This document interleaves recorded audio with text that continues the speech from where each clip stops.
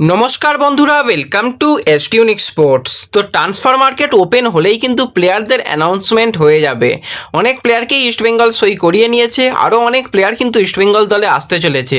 সেগুলো তো পরবর্তী সময় অবশ্যই আলোচনা করে নেব। তার আগে কিন্তু আজকে বেশ কিছু ট্রান্সফার আপডেটের খবর বেরিয়ে আসছে, সেগুলো আলোচনা করে নেব। একটা বড় সিগনেচার ইস্টবেঙ্গল কমপ্লিট করে ফেলেছে, সেই নিয়েও কথা বলবো আমরা একটু এই ভিডিওতে। তাই ভিডিওটা শুরু থেকে শেষ পর্যন্ত দেখার অনুরোধ করলাম। আর ভিডিও ভালো লাগলে সকলে একটা করে লাইক করে 500 লাইকের টার্গেট আমাদের পূর্ণ করে দিও।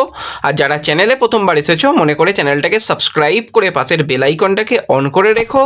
আর যারা ফেসবুক পেজ থেকে ভিডিও দেখছো একটু ফেসবুক পেজটাকে ফলো করে নিও, তাহলে তোমাদের প্রিয় দলের খেলার সমস্ত আপডেট তোমরা এখানে পেয়ে যাবে। তো চলো আর দেরি না করে ভিডিও শুরু করা যাক। তো প্রথমেই যদি আমরা একটুখানি মোহনবাগান সুপার জায়েন্টের দিকে তাকাই, তো মোহনবাগানের একজন গুরুত্বপূর্ণ প্লেয়ার কিন্তু ইনজুরি কাটিয়ে আবারও আজকে থেকে ফিরেছে। সেই প্লেয়ার আর অন্য কেউ নয়, 26 বছর বয়সী ভারতীয় উইঙ্গারের প্লেয়ার আশিক কুরুনিয়ান। তো আশিকের তো আর কোনো রকম খেলার সম্ভাবনা নেই, কিন্তু দল মোটামুটি একটা ভালো জায়গায় রয়েছে।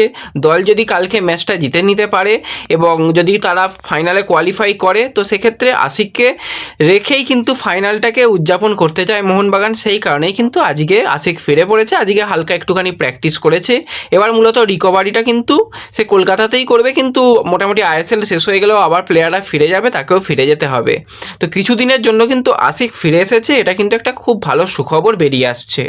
তো এরপর যদি আমরা ট্রান্সফার আপডেট নিয়ে কথা বলি, প্রথমেই একজন বিদেশি প্লেয়ারকে নিয়ে কথা বলতেই হয়, এবং খুবই তোমাদের পরিচিত বিদেশি প্লেয়ার এবং অনেক দিন ধরেই আইএসএলে রয়েছে। রীতিমতন আইএসএলের লিগ শিল্ড এবং ডুরান্ড কাপ জেতা হয়ে গেছে। 34 বছর বয়সী স্প্যানিশ অ্যাটাকিং মিডফিল্ডারের প্লেয়ার অ্যালবার্টো নগুয়েরা, যার সাথে কিন্তু মুম্বাই সিটি এফসির কন্ট্রাক্ট শেষ হয়ে যাচ্ছে 2024 সালেই, এবং 31 মে সে ফ্রি প্লেয়ার হয়ে যাচ্ছে। এবার এই প্লেয়ার কিন্তু গোয়াতে শুরু করেছিল তার প্রথম ফুটবল অভিযান। গোয়াতে খুব ভালো ফুটবল খেলার পর কিন্তু সেই সময় দাঁড়িয়ে মুম্বাই সিটি এফসি এবং বেঙ্গালুরু এফসি দুটো ক্লাবই চেষ্টা করেছিল এই প্লেয়ারকে তোলার ব্যাপারে, কিন্তু শেষ পর্যন্ত মুম্বাই অ্যালবার্টো নগুয়েরাকে সাকসেসফুলি সাইন করিয়েছিল এবং নাগুয়েরার পারফরমেন্স খুবই ভালো। এবছরের শুরুতে দিকে মোটামুটি ইনজুরি ছিল, তারপরে ব্যাক করেও কিন্তু ভালো ফুটবল উপহার দিয়েছে। তো অ্যালবার্টো নাগুয়েরা কিন্তু মোটামুটি বেঙ্গালুরুতে যাচ্ছে। আইএফটিডব্লিউসি তারা মোটামুটি কনফার্ম করেছে, তো এই ডিলটা ডান হয়ে যাবে।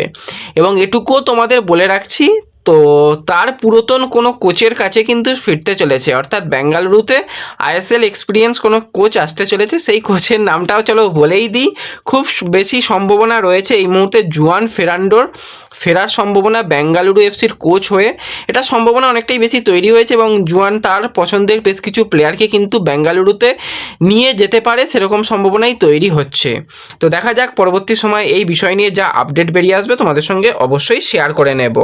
তো এরপরে যদি আমরা একটুখানি ইস্টবেঙ্গলের দিকে চলে আসি, তো ইস্টবেঙ্গলও কিন্তু একটা প্লেয়ারকে সাইন করিয়ে নিয়েছে। তোমাদের মনে অনেক দিন ধরেই ডাউট ছিল, তো আমি বলেছিলাম যখন সাইনিংয়ের পুরোপুরি আপডেট পেয়ে যাব তখনই জানিয়ে দেব।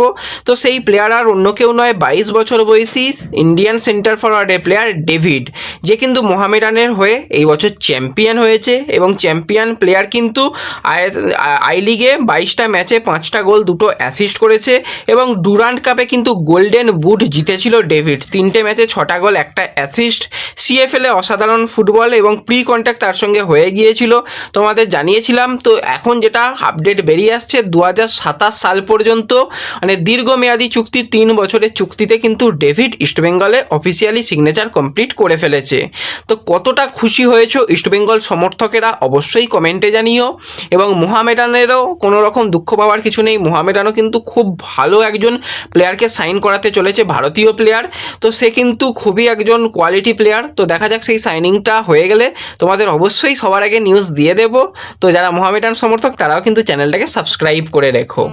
তো এরপরে যদি একজন প্লেয়ারকে নিয়ে কথা বলি, আজকে অনেক জায়গা থেকে এই জিনিসটা রিপোর্ট করা হচ্ছে যে 22 বছর বয়সী উইঙ্গারের প্লেয়ার নিন্থই মিতেই, সে নাকি ইস্টবেঙ্গলে সিগনেচার করে দিয়েছে।